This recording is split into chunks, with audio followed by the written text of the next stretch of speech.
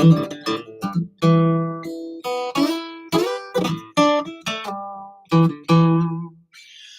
right, let's go ahead and get started. Today, I'm going to talk about how to understand and organize your bar chords. Now, some people are already working on their bar chords. Other people may just be thinking about getting up the courage to start their bar chords. But it's definitely a big challenge after you start getting your hey Bob, how's it going? Start getting your basic chords together and trying to move on to harder and harder songs. And the great thing about the bar chords is that you can move them around the neck. It opens up the neck big time for you. So, but the thing with bar chords is that it does take a few months to get them going and to be able to change from chord to chord. Could even take more than a couple months, depending on how much you're able to practice. Definitely, if you're trying to connect bar chords, you need to be practicing them every day to push through it. You got to have patience with it. Now, when I learned bar chords, it was basically I was told learn two voicings for each chord. So usually the first bar chord that people work on is F, which is pretty wild. It's down here at the first fret. That's one of those tense spots as far as being able to press everything down. Or maybe B minor might be the first chord. I usually start with my private students with B minor instead of F. But, you know, and we try to work on this little half F here to start barring those first two strings. That's hard enough.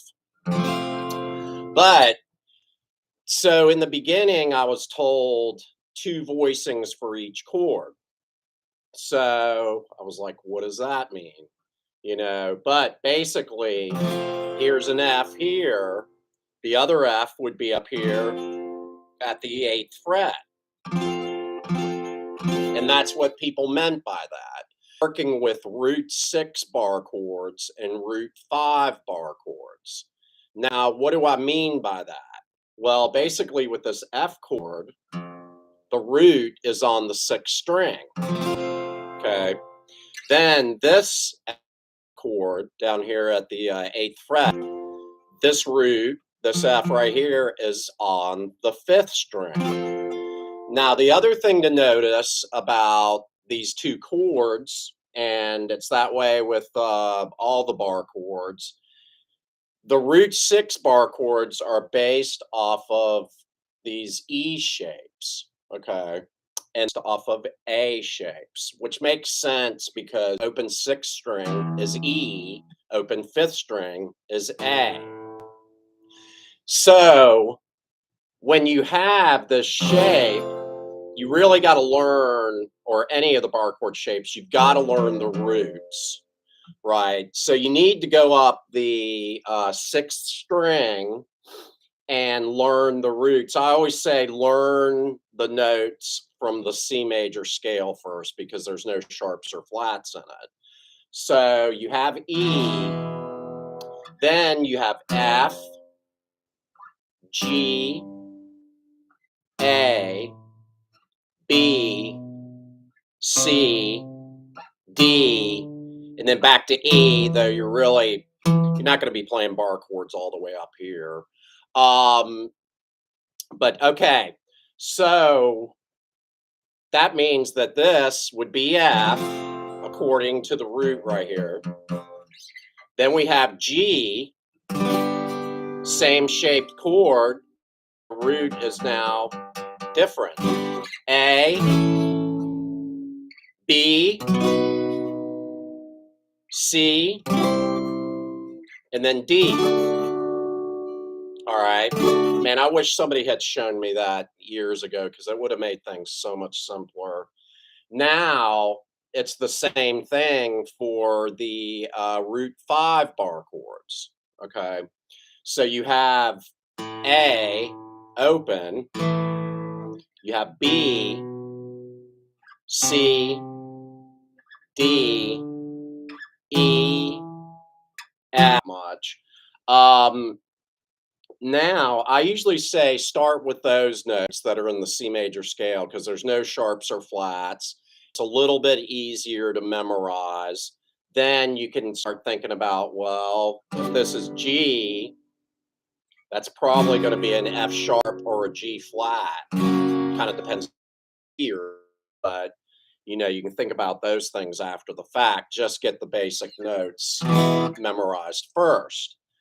Now, the next little thing that makes organizing and memorizing your bar chords is that there's 3 different possibilities for bar chords in each spot. Okay. And I really wish somebody had shown me this too. So we have our F here.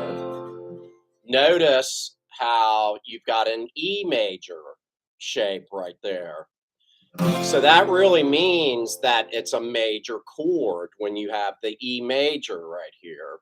And then you have the F on the 6th string. That's F major. Okay. Now, the second possibility, I took my second finger off. Now I have an E minor shape here. Okay. So that now means that the root is F here. That's an F minor chord.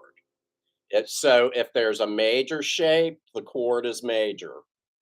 If there's a minor shape, the chord is minor.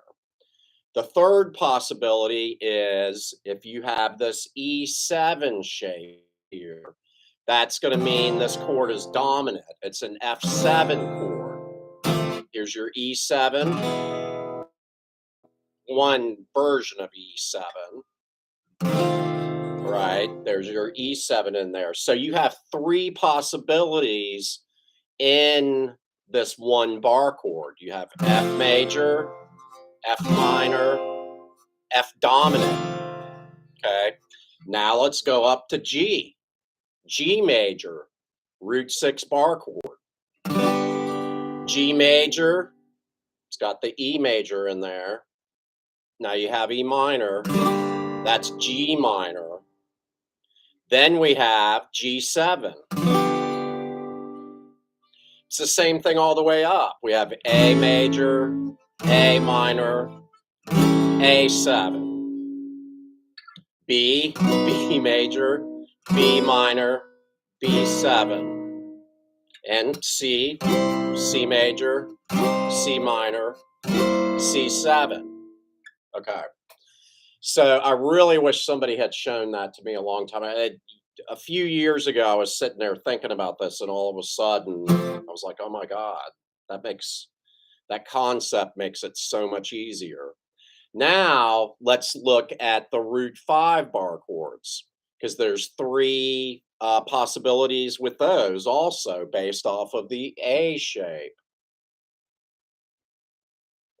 Espresso. So let's look at, let's just say B, 2nd fret. Okay, now we're dealing with the A shape right here. We have the B right here. If there's a major shape right there, this is a major chord. So that's a B major. Now, what's the next possibility? Let's put a minor shape in there.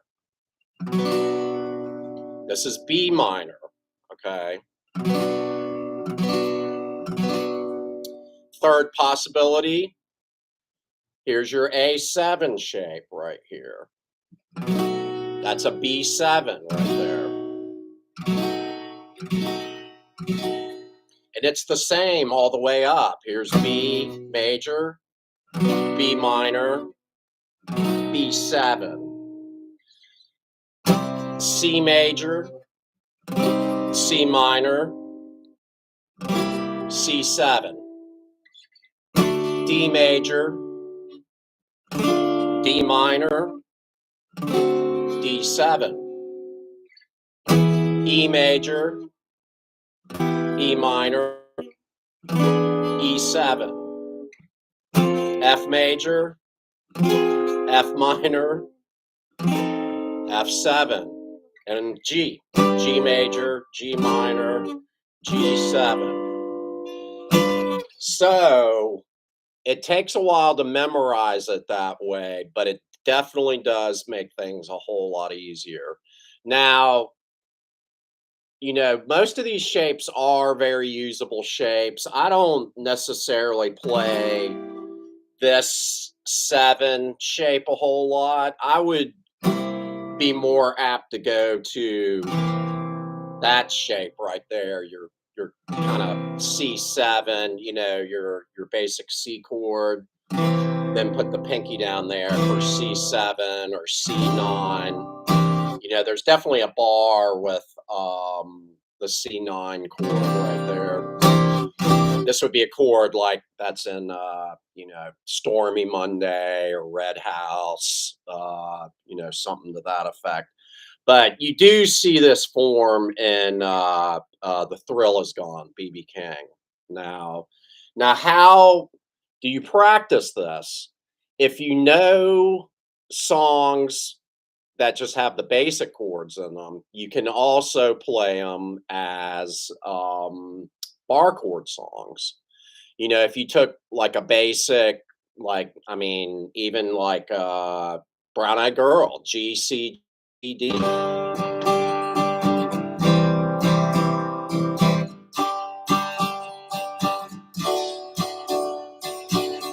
could practice it, with the bar chords. G, C, G, D.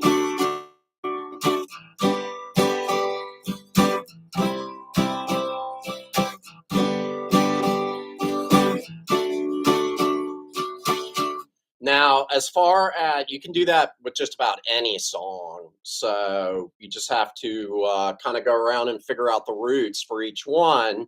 Notice that I kind of stayed in the same general area. That's kind of why you learn your root 6 and root 5 bar chords together. Otherwise, you're going to go G, C up there, G, D.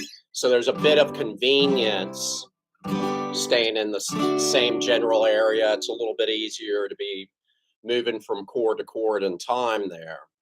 Now, so any song that where you can practice these, it will really help. Even like Dead Flowers by the Stones, that's one of the first songs I usually teach. D, A, G, D. Now let's do it in bar chords. G, D, D, A, G, D. Yeah, it makes things a lot more convenient. Sorry, y'all, my allergies are driving me nuts. The Atlanta allergies.